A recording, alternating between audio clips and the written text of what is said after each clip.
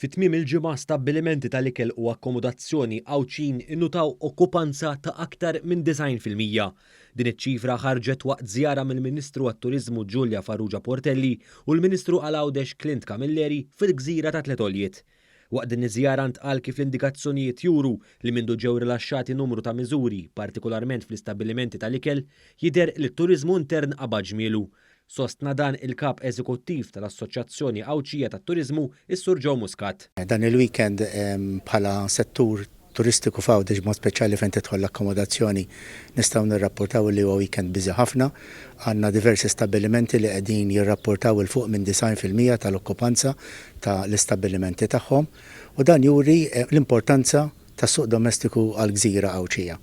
Fil-fatt kellimna wkoll ma' sit ta' stabbiliment li esprimiet is-sodisfazzjon tagħha hekk kif fl-aħħar tmiem il-ġimgħa li mwejjed tagħha kienu mimlija.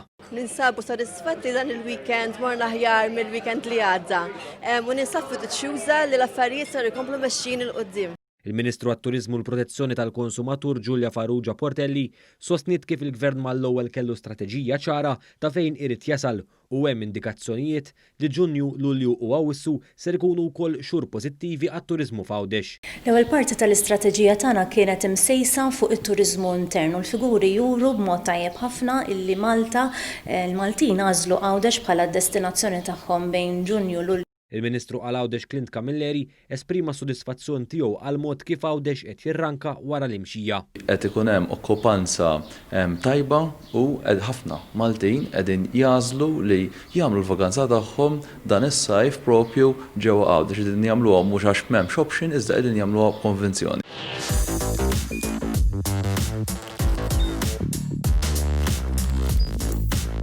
Idħol fuq one.com.mt u hemmhekk tista' tara l-programmi kollha li jxandru fuq One permezz ta' One Play.